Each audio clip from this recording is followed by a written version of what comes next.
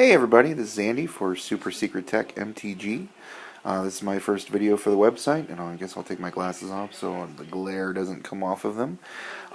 Today I'm going to talk about my pre-release for Battle for Zendikar and how my pre-release went. I did pretty well. We'll talk about how well I did after I talk about the cards. Today I'm just going to tell you what I played with. We're not going to go through the entire card pool, but I'll give you a card-by-card description of what I did play with. And you get a chance to see what some of these cards look like. So, let's start off with white. I decided to play white-red, so we'll go with the first white card, which is Hero of Goma Fade. As you can see there, it has Rally. It's one of the new allies in the set. Pretty good card, because whenever another ally enters the battlefield or itself, gives all of your creatures, not just allies, indestructible. And this is a pretty important to make this deck work really, really well. Great card. This was my promo. As you can see, it's got the promo foil on there. Very good card. A little high costing at 5, but good for a 4/3 card, a 4/3 creature. So that's the first white card that I played with, and really was probably one of the reasons why I put myself into white. Next card, as you can see, is a Courier Griffin. This is a 2/3 flyer that will get you 2 life when it enters the battlefield. Flyers are not to be underestimated in Battle for Zendikar. Not a lot of people can deal with them. I had 2 of them in this deck, as you can see, 2 Courier Griffins. Courier Griffin, a very important card that I had throughout the entire tournament. And I'll explain why in just a little bit. With that, also, 2-drops are really important too. And as you can see, Core Castigator. This actually was relevant. Can't be blocked by Eldrazi Scions. Definitely did some work as a 3/1, and definitely helped out my deck a lot. I did have 2 of those as well, as you can see, so 2 Core Castigators. Along with that, another flyer. I know it doesn't seem great as a 3/3 with Flying Vigilance, but in this set, in terms of limited, it is outstanding.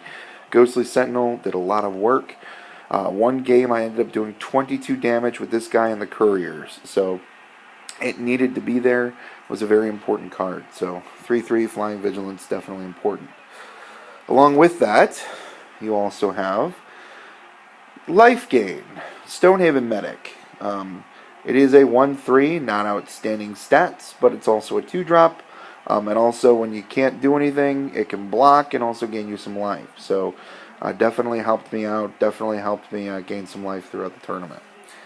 That is it for white creatures. So you see some of the white creatures that I was playing. Let's go into red creatures. First red creature we've got is the Shatterskull Recruit. Shatterskull Recruit, important aspect of that, it is an ally.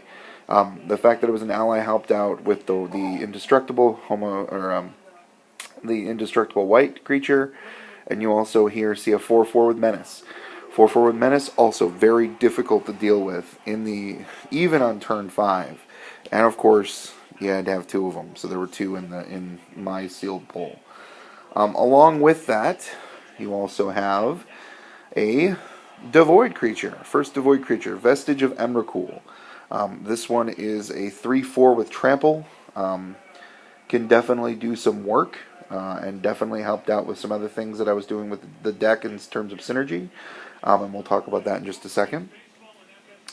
Along with that, you also have another important card for this deck, which was a McKindy Slide Runner. Yeah, it looks strange being a 2/1 with Trample, but that landfall ability as a 2-drop was outstanding. It definitely went unblocked a lot, so it definitely got some trample damage in there. And if you give this thing any type of combat tricks, this thing becomes really amazing. So McKindy Shield Runner, a very, very good card. With that, you also have the Akum Stonewalker. Akum Stonewalker did some work also with its landfall ability, as you can see on their landfall. Whenever a land enters the battlefield, you can put a 3/1, or pay 2 in a red, and put a 3/1 elemental creature onto the battlefield. It has haste and trample, and then it disappears at the end of combat. Or at the end of your turn, actually, I believe. But a very good card. In terms of an early game, and then turn 3 landfall, boom, you get another 3/1 on the field. you're swinging for a lot of damage. So a good card. And one of the also, I think, the underestimated cards in my Sil pull, and also underestimated, I think, that's going to see a lot of play, is Valakut Invoker. Valakut Invoker, a 2 and a red, so a 3 costing dude. It is just I believe a 2/3 creature, but 8 lightning bolt. So that actually, with late game, you need a mana sink, boom, you got a lightning bolt, and a lightning bolt that can kill a lot of creatures. A lightning bolt that definitely killed the blue-black guy with Ingest and Death Touch. Just a great creature. Just did an outstanding job. With that, you also have Tunneling Geopede, also another landfall guy that deals 1 damage to each opponent. Definitely, I think I did 6 damage with this guy. Another 3-drop, also a pretty strong 3-drop as a 3/2. 3 very good creature, did some damage. Not as good as Plated Geopede from the original Zendikar, but still a pretty good card. Tunneling Geopede. Now here is a card that I had in my main board, and I actually cited it out a lot. Reckless Cohort. It is a 2/2 ally, so an ally is the important aspect of it. And when it has to attack every turn unless you control another ally. Now most of the time I controlled another ally and didn't have any problems with it, but it was probably one of the weaker cards in my pool and one of the weaker cards I played with. And I'll show you the card that I ended up trading it out for in just a little bit. So during my sideboarding, I sided this one out a lot.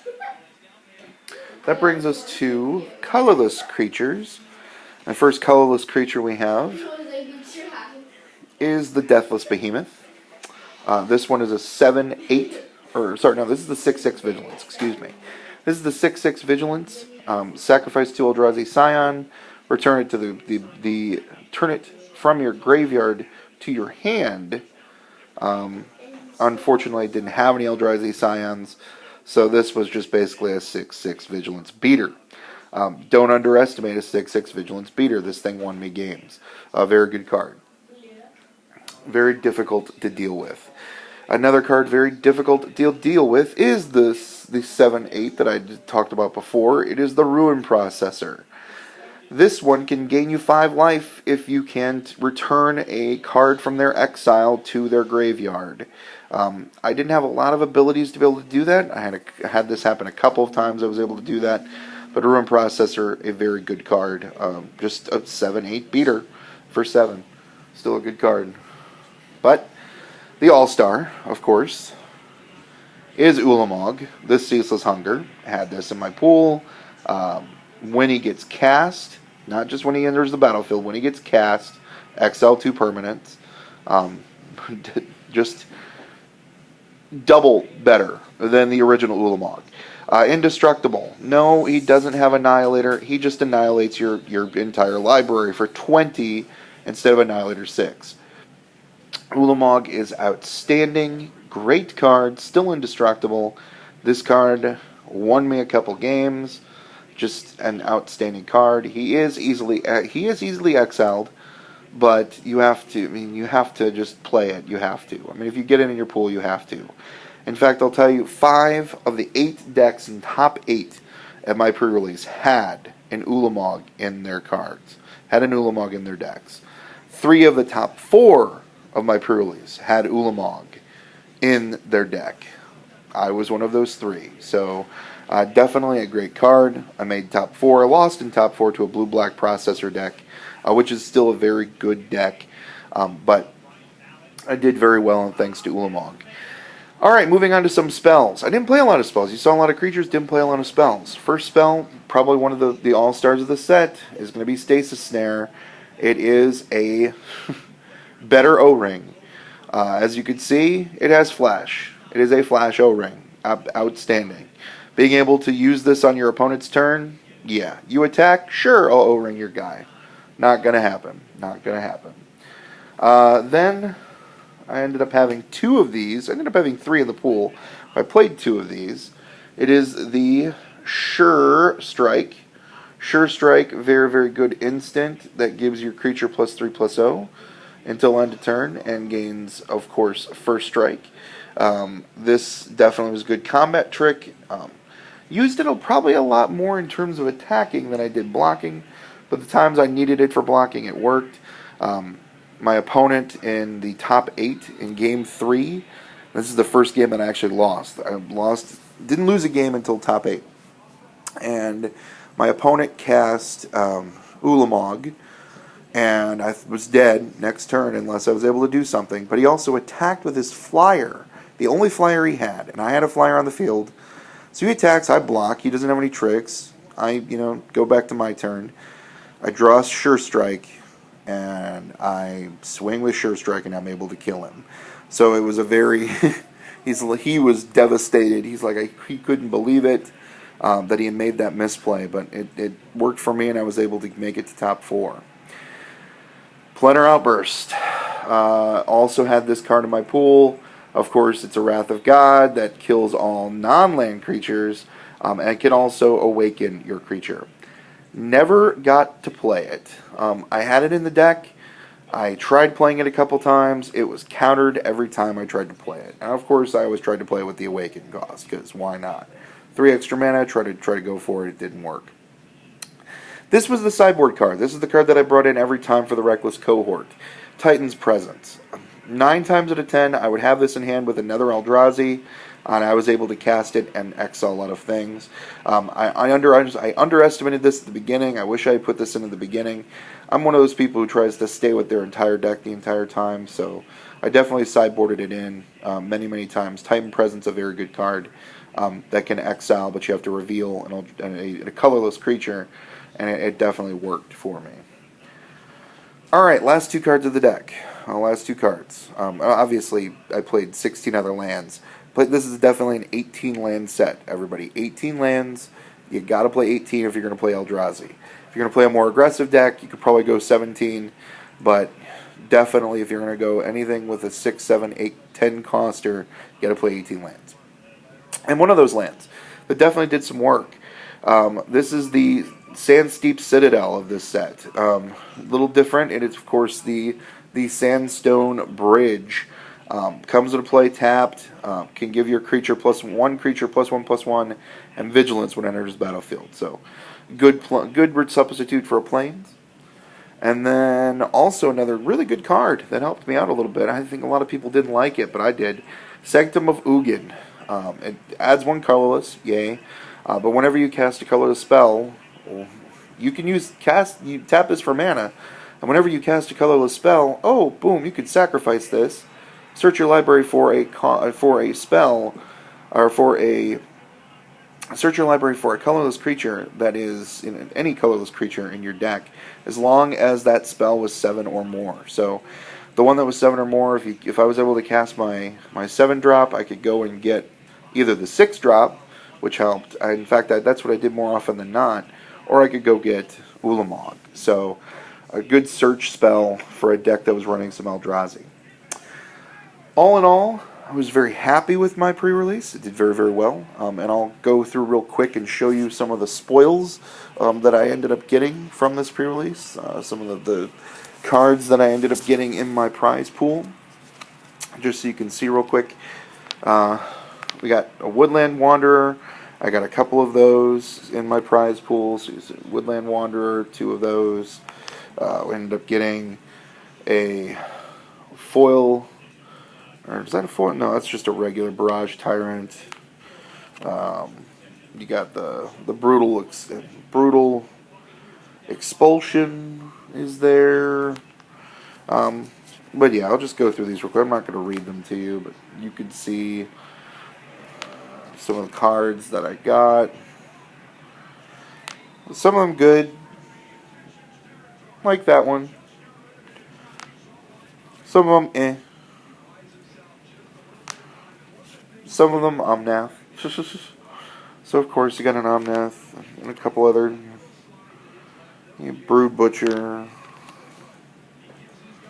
A few more cards. I'll just show you everything that I ended up getting in terms of rares real quick. I'm not going to go through any of the commons or the uncommons. Just figured you might like to see Some of the rares that I ended up getting in the prize pool. Another Planner Outburst. A little Antcoom Hellkite. So that's what I ended up doing for the pre-release. I hope you get a chance to go and do your own pre-release. Doing a pre-release report for teamwork. I'm excited about getting a chance to draft this set and see what it does in draft. I definitely was not excited to begin with about Zendikar, about Battle for Zendikar. But having played it and having had a chance to try it out a little bit, I am a little bit more excited. We'll see how the set goes as it progresses. But I did get a chance to pre-release, got a chance to make top 4. I'm excited about that, and we'll see how things go as we continue.